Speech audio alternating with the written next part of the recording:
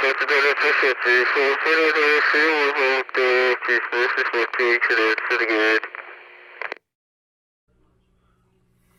guys, I'm going to go over real quick the Cloud Defense Optimized Weapon Light. I see this light get a lot of flack sometimes when people see the price. And when you think about what its power is, what it's capable of, its strength, its build quality, what it comes with, you kind of really start to understand why it costs what it costs. Especially when you look at the similar Surefire. I would have to say it would have to compete with the Surefire Scout, the 600 Scout, not the 300. So it's really not that far off base price wise compared to the Surefire 600, especially when you look at, I think I got this for $325 on sale on Amazon. I bought this one on Amazon. I did not buy it on like Big Daddy Unlimited or anything like that. Comes in this great case, and we're going to go through, we're going to open up the case here. And the case on the inside has a nice Cloud Defense laser engraved foam warning, 18650 batteries only. That's a big thing. So 18650s only, and then you've got the light itself. The light is a 3-piece construction where you've got your removable head, removable tail cap, and then you've got the switch housing, which is the body. And obviously it connects to a Picatinny rail via this screw here, which the cap is used to tighten, or you could use a flat bladed screwdriver. What it also comes with in this kit is going to be obviously the 18650 battery, but it comes with two. It comes with a little holder for them. It comes with a Nitecore charger, a car charger, and a plug for the charger. The other batteries are in a Pelican case, one of those small Pelican cases that I have, which is something I think everybody should have. I have a battery case for my range bag. It sits in my range bag at all times, and that has 18650s in it. It has AA, AAAs, CR123s, 2032s, 1632s, AA, AAAs. It also has a 20,000 milliwatt amp hour backup battery brick that has the, I also have the iPhone and the micro USB cables, short little cables for that. So there should be no issues with it. It also has the 9-volt batteries too. There should be no issues with batteries dying at the range or anything like that. I have the ability to resupply myself, fellow shooter, if I'm shooting at a event or anything like that and somebody's batteries die and they don't have any backups, I could at least supply them with that. So this is the case that it comes in. I like it. I think it's a real good piece of kit. Do I keep it in this? Obviously not. It stays mounted to the weapon. I've had this for probably about 6 months. And here's the light itself. When you compare this light to something like, I don't have my Scouts with me right here. When you compare this to something like the Surefire X300, this is the Ultra and Tan, and I chose the Tan one to come out here, and because this way you can see contrast. It's definitely going to be bigger. You know, I mean, the head of this thing is huge compared to this. I mean, you could look, this thing could fit in there. The entire head, including bezel, can fit within the bezel of the owl itself. And this is a 3mm thick, I'm going to say it's probably like a Lexan or something like that. Something of that nature. It does have a little crenulated little bezel here, a little bit of a spike on it, and I don't know if that bezel comes off. No, I don't think it does. So if you want to switch what side this goes onto, you obviously just push it, twist, and then you could push and twist this end comes off, and you'll see it has the little contact points with the spring down in there, and then it has your 3 locking lugs. 18650 comes out, and then this comes off. Same thing. So you could switch it to either side. Really nice construction, solid as can be. This definitely has a lot of solid. You can see there's locking lugs within there. So once this gets pushed in, those locking lugs will lock into place in there. I like it. I think it's a great light. It is sturdy as can be. The abuse they put these things through when they designed them and built them is pretty astonishing. Now, this to me is going to be a standalone light. It's not something I would put on my rail. Let's say you have like my MPX rail here.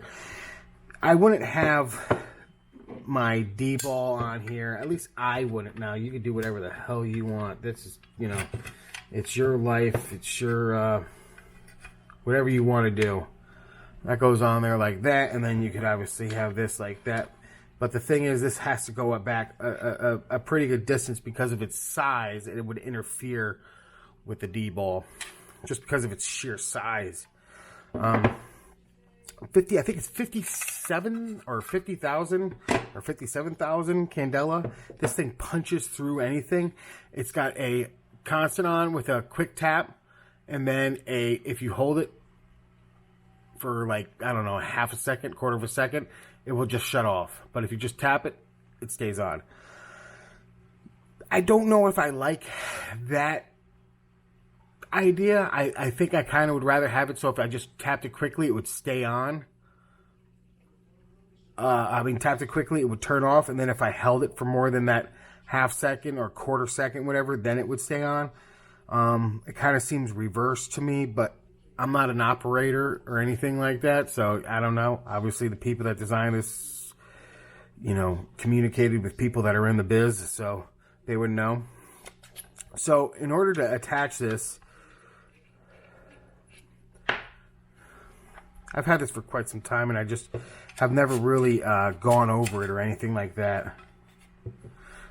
I haven't really had a chance to. I've just been so busy with work lately, and I figured let me show some people what this thing's about. Especially since lately I've been seeing some, you know, whining and crying about the price of it and everything like that.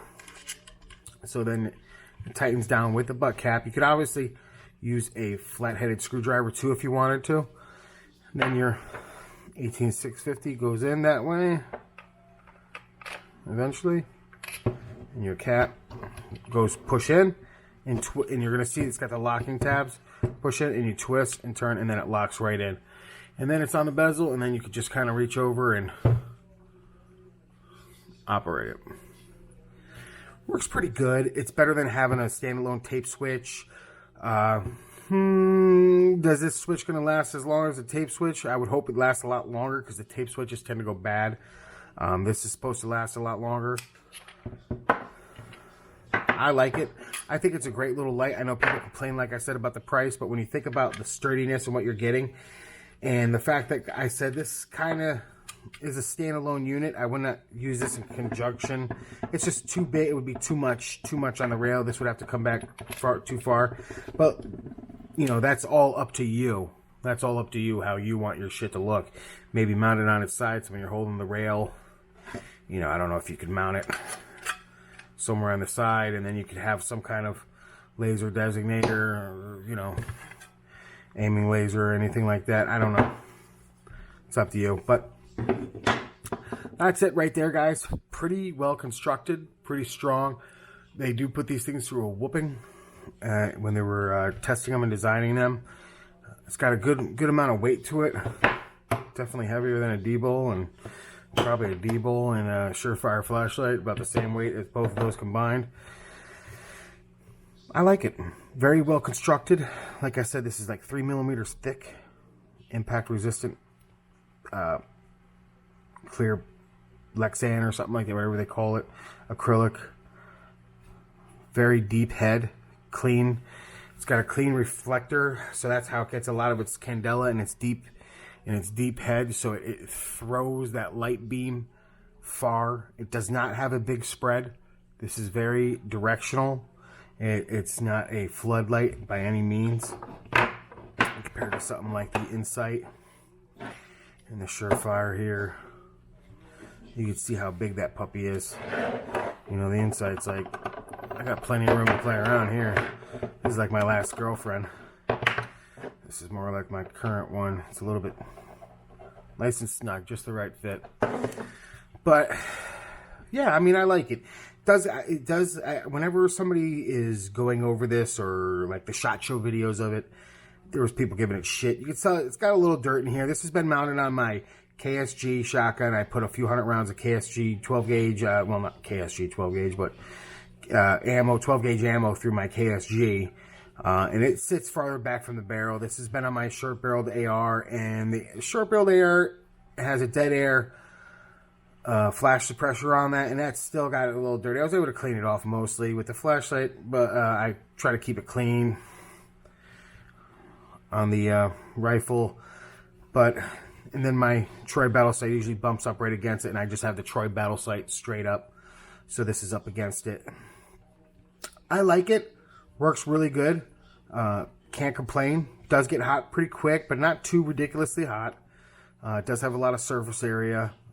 The construction of it is just amazing. You do get what you're paying for with this. All right, guys, that's it. I just wanted to go over this real quick. I have had it for about 6 months, and I've never really gone over it. So I figured, let me go over it, because some people are always bitching about the price of it whenever I see it at a thing. And I'm like, I got mine for sale for $320. Comes with all that stuff. When I think about the issues I've had with the Surefires, with the heads loosening up, here the glass separating from the head, and stuff like that from heavy use, I mean, it's held up really good. All right, guys, that's it. That is the OWL from Cloud Defense. This is not going to be going on my. This is not one of the accessories for my next project. But I did just want to go over this. All right, have a good one.